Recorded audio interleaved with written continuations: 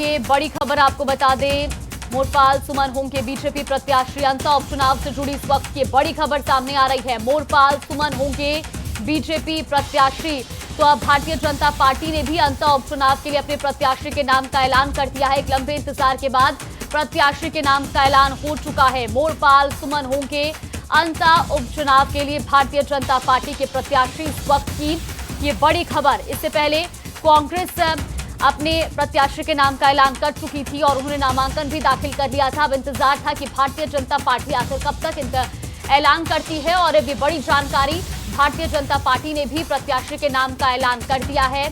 मोरपाल सुमन होंगे बीजेपी प्रत्याशी। तो अंता उपचुनाव से जुड़ी इस वक्त की ये बड़ी खबर, महत्वपूर्ण जानकारी आपको बता रहे हैं। भारतीय जनता पार्टी ने अपने प्रत्याशी के नाम का ऐलान कर दिया है और मोरपाल सुमन के नाम पर मुहर लगी है।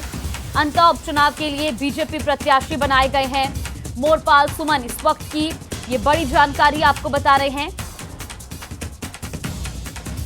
तो एक लंबे चिंतन मंथन और कई दौर की बातचीत के बाद अब बीजेपी ने अपने प्रत्याशी के नाम का ऐलान कर दिया है और इसी के साथ ये बड़ी जानकारी भी आपको बता रहे हैं। अंता उपचुनाव के लिए भारतीय जनता पार्टी ने अपने प्रत्याशी के नाम का ऐलान कर दिया है। इस वक्त की ये महत्वपूर्ण जानकारी। तो अंता उपचुनाव में अब बीजेपी से मोरपाल सुमन, कांग्रेस से प्रमोद जैन भाया और निर्दलीय नरेश मीणा मैदान में हैं। एक बड़ा मुकाबला होगा।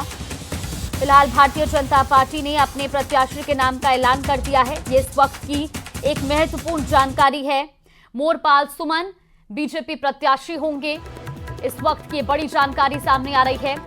21 अक्टूबर नामांकन दाखिल करने की आखिरी तारीख है और उससे पहले ये बीजेपी अपने प्रत्याशी के नाम का ऐलान कर चुकी है। अब जल्द ही मोरपाल सुमन नामांकन भी दाखिल करेंगे। फिलहाल ये बड़ी जानकारी आपको बता रहे, भारतीय जनता पार्टी ने अंता उपचुनाव के लिए अपने प्रत्याशी के नाम का ऐलान किया है। इस वक्त की ये बड़ी जानकारी। तो ये अंता उपचुनाव से जुड़ी बड़ी खबर आपको बता रहे हैं, जहां मोरपाल सुमन को बीजेपी ने अपना प्रत्याशी बनाया है। इस वक्त की ये बड़ी जानकारी आपको बता रहे हैं। ये इस वक्त की महत्वपूर्ण जानकारी निकलकर सामने आ रही है। दरअसल अंता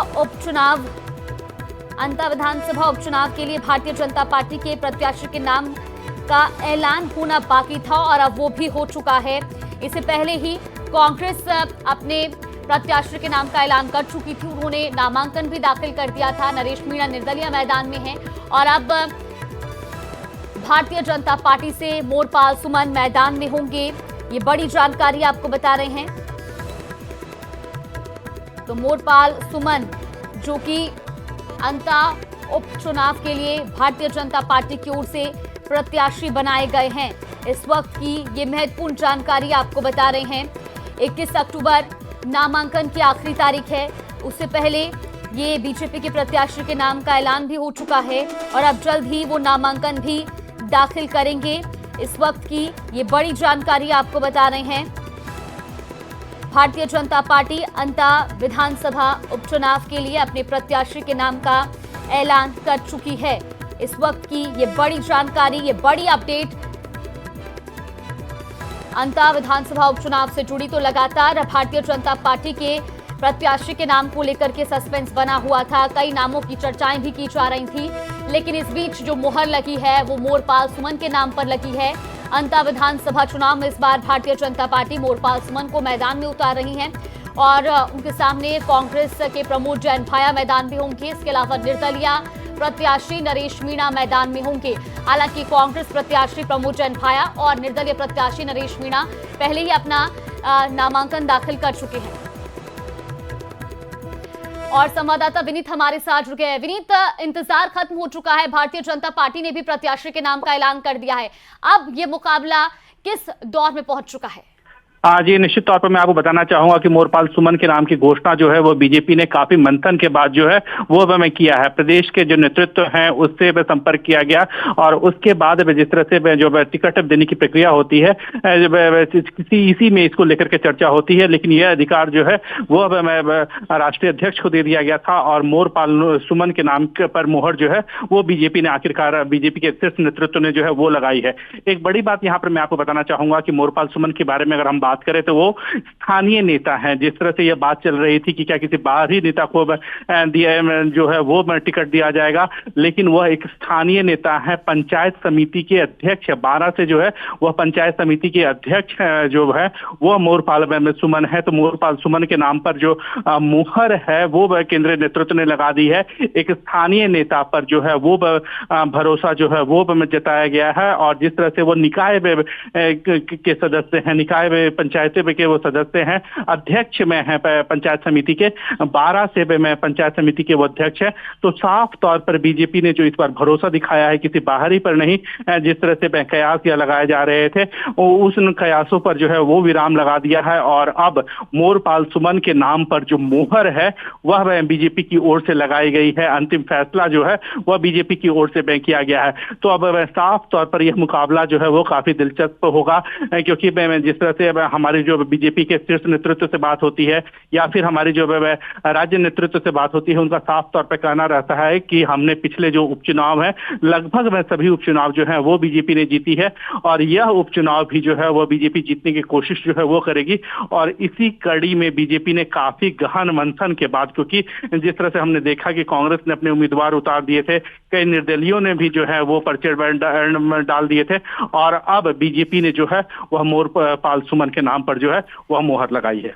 बिल्कुल विनीत, लेकिन एक बड़ा जो मंथन का दौर है वो चला प्रत्याशी के नाम को फाइनल करने से पहले। अब मोरपाल सुमन का नाम फाइनल हो चुका है, तो ये भी जरूर जानना चाहेंगे कि अब भारतीय जनता पार्टी की इसके पीछे की स्ट्रैटेजी क्या मान के चले, क्योंकि पहले तो ये चर्चाएं चल रही थी कि कोई बाहरी हो सकता है, कोई बड़ा नाम हो सकता है, अब एक स्थानीय नेता मोरपाल सुमन।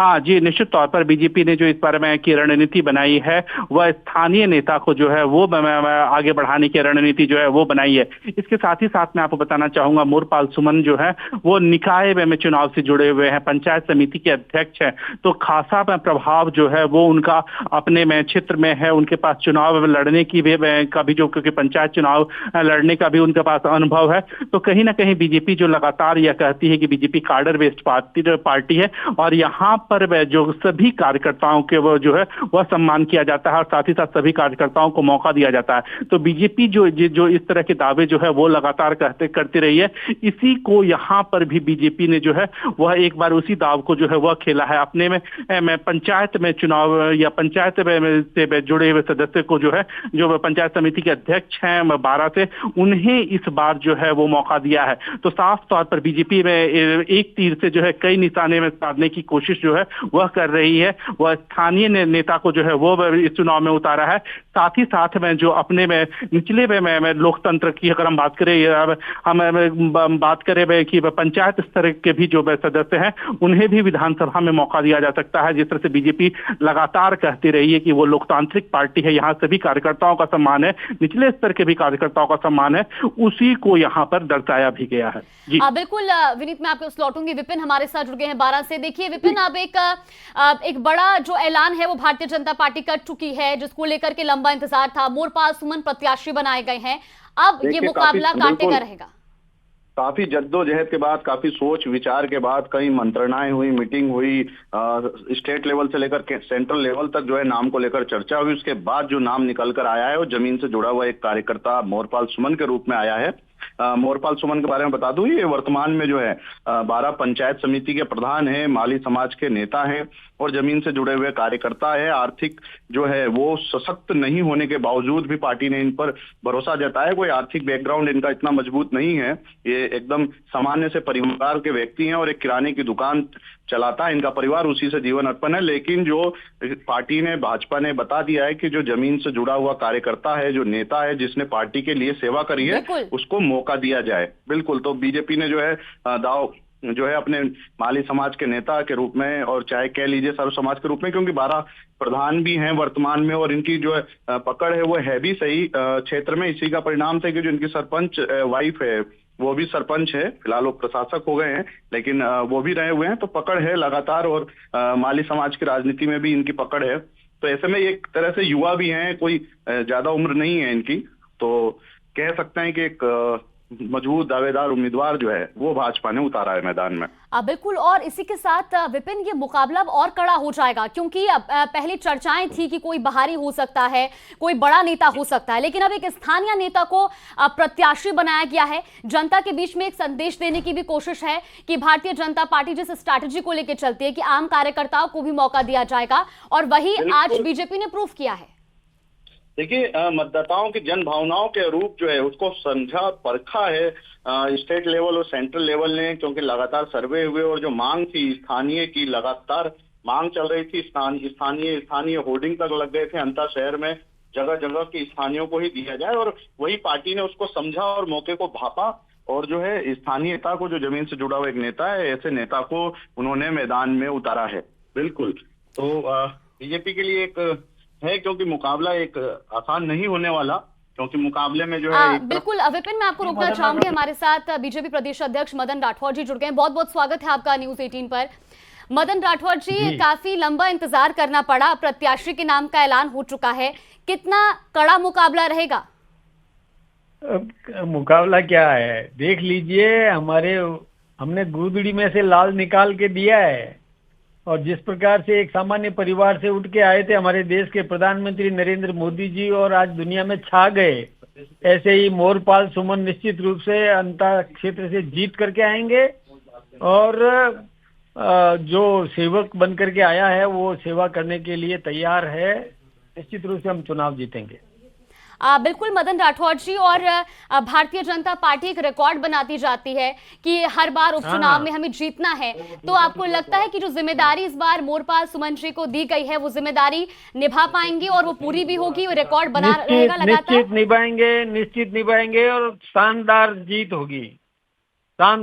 होगी। एक स्वच्छ छवि का व्यक्ति, ईमानदार छवि का व्यक्ति, वो हमारा उम्मीदवार बना है। जन अपेक्षा के अनुरूप उम्मीदवार हमने दिया है, निश्चित रूप से जीतेंगे।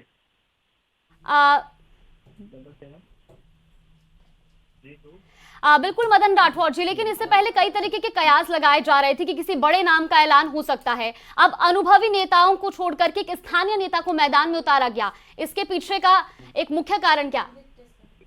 देखिए, सबसे बड़ी बात है कि हमारा व्यक्ति सेवक बनकर के राजनीति में आया है, सामान्य परिवार से उठ के आया है, तो उसको सामान्य व्यक्ति का दर्द पता है कि सामान्य व्यक्ति को किस प्रकार की व्यवस्था चाहिए, किस प्रकार से उसको ऊंचा उठाना है, वो जानता है। इसलिए हमने ऐसे व्यक्ति को दिया है जो सामान्य परिवार से आया। चुनाव हम जीतेंगे। मदन राठौर जी, पहले भी देखिए हमारे साथ ये बीजेपी प्रदेश अध्यक्ष मदन राठौर जी जुड़े हुए थे।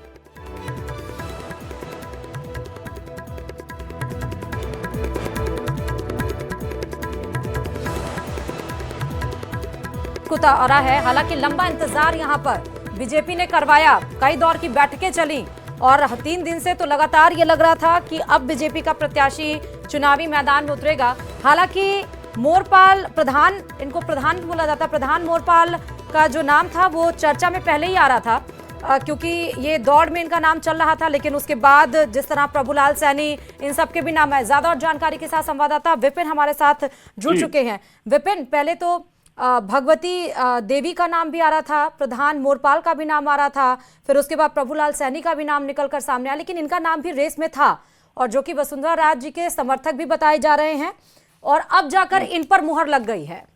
विपिन जी बिल्कुल, देखिए, क्योंकि नाम बहुत सारे थे। मैंने बताया कि 3 बार जो है बाहरी नाम उतारा था पार्टी ने, तो ऐसे में जो लिस्ट थी, वो जो कार्यकर्ताओं की लिस्ट थी, नेताओं की लिस्ट थी अंतर विधानसभा लड़ने वालों की, वो लंबी फहरिस्त थी, और उसी फहरिस्त में कहीं आपस में टकराव ना हो, नेता एक दूसरे के जो है टिकट के चक्कर में न मिलने पर कहीं विरोध न हो जाए, इन्हीं चीजों को लेकर लगातार मंथन जारी था पार्टी का, और पार्टी ने सोच विचार कर, सारा मंथन कर जो है एक जमीनी स्तर के नेता को दिया है। हालांकि जो नाम थे, प्रभुलाल सैनी हो चाहे नंदलाल सुमन हो, ये भी माली समाज के बड़े नेता के रूप में पहचान थी। प्रभुलाल यहाँ मंत्री रहे थे, नंदलाल सुमन खुद जिला प्रमुख रहे हुए हैं, उनकी भी पकड़ है। तो ऐसे में देखिए, बड़ा सवाल ये है कि बीजेपी कैसे एकजुट होकर एक साथ जो है इस चुनाव में मैदान में उतरती है, और वो कितना निर्णायक होगा, आपस में मिलजुल कर किस तरह कार्यकर्ता काम करते हैं, वो बहुत महत्वपूर्ण होगा इस पूरे चुनाव में लेकर। ऐसी बात है, ये मोरपाल सुमन का जो नाम है वो था, लेकिन मोरपाल सुमन इतने जमीनी कार्यकर्ता के रूप में पहचान थी, तो लोग जो है वो कयास कम लगाए जा रहे थे कि हो सकता है पार्टी इनको अपना उम्मीदवार शायद घोषित करे, लिस्ट में नाम था। लेकिन इतने मंथन के बाद, क्योंकि लगातार 11 तारीख को नॉमिनेशन चालू हुआ, कांग्रेस प्रत्याशी का पहले ही टिकट डिक्लेयर हो चुका था, उन्होंने फर्स्ट डे ही नामांकन कर दिया था, और उसके बाद निर्दलीय ने भी कर दिया था। अब समय बचा हुआ भी नहीं था, क्योंकि 21 तारीख को लास्ट डेट थी नॉमिनेशन की। पार्टी ने लंबी जो है मंत्रणा की, सोच विचार किया, उसके बाद ये नाम लेकर आए हैं। तो जाहिर सी बात है, कहीं ना कहीं कोई स्ट्रेटजी है पार्टी की बड़ी, और किस तरह वो पार्टी की स्ट्रेटजी काम होगी, चुनाव में क्या फर्क डालेगी, क्योंकि कांग्रेस हालांकि विपिन ये भी माली समाज से आते हैं, माली समाज जो कि एक डिसाइडिंग फैक्टर है, 45,000 वोट, उसके बाद धाकड़ समाज और मीणा समाज, ये 3 डिसाइडिंग फैक्टर है। माली समाज से आखिरकार बीजेपी ने काफी मंथन के बाद से, बताते चलें कि काफी मंथन के बाद से, और देखिए विपिन जैसा आप बता रहे हैं, एक बार फिर से लोगों की तरफ से, देखिए विपिन हमारे साथ डिस्कनेक्ट हो गए, लेकिन लोगों की तरफ से गलती हुई, क्योंकि आपको वो दौर याद होना चाहिए जब विधानसभा का चुनाव हुआ और उसके बाद मुख्यमंत्री कौन बनेगा, तमाम नाम हम सब गिना रहे थे, कार्यकर्ता उम्मीदें लगा रहे थे, लोग उम्मीद लगा रहे थे कि ये मुख्यमंत्री हो सकते हैं। लेकिन मुख्यमंत्री कौन बना? जो कतार में, उस फोटो फ्रेम में सबसे कतार में जो सबसे पीछे खड़ा था एक कार्यकर्ता, वो प्रदेश का मुखिया बनकर सामने आया, यानी कि भजनलाल शर्मा जी। उसी तरह जरूर मोरपाल सुमन का नाम चल रहा था, प्रभुलाल सैनी का निकाल कर नाम आया। ज्यादा जानकारी के साथ संवाददाता विनीत इस खबर पर जुड़ चुके हैं। विनीत, एक बार फिर से वही बीजेपी की स्ट्रैटेजी कि मिलने के लिए प्रभुलाल सैनी, नंदलाल सुमन ये सब पहुंच रहे थे, लेकिन नाम मोरपाल सुमन का जो स्टार्टिंग फेज में जो चर्चा में नाम बना हुआ था। जी, निश्चित तौर पर मैं शुरुआत से ही इस नाम की जो चर्चा है जो वो हो रही थी। लेकिन एक बड़ी बात यहाँ पर मैं आपको बताना चाहूंगा कि जिस तरह से बीजेपी जो है वो अपनी रणनीति जो बीजेपी ने इस बार बनाई है, वो इस बार साफ तौर पर जो स्थानीय नेता हैं या फिर हम कह सकते हैं जो जमीन से जुड़े हुए नेता है, जिनकी जमीनी स्तर पर पकड़ है, उन्हें इस बार उम्मीदवार जो है वह बीजेपी ने बनाया है। क्योंकि बीजेपी की अगर हम बात करें, बीजेपी पे में जो है वो लगातार कहती है, चाहे वो भजनलाल शर्मा की बात करें, फर्स्ट टाइम में कि वो विधायक थे और उन्हें मुख्यमंत्री का पद दिया गया। हालांकि उनका राजनीतिक करियर जो है वो काफी लंबा था। इसी बार में अगर हम बात करें मोरपाल सुमन की बात करें, उन्हें विधानसभा का टिकट जो है वह हमें दिया गया। उनका भी राजनीतिक करियर काफी लंबा है। वो बीजेपी से जुड़े हुए नेता हैं। जो निकाय चुनाव होते हैं, पंचायत समिति के जो अध्यक्ष है 12 से, वो हैं।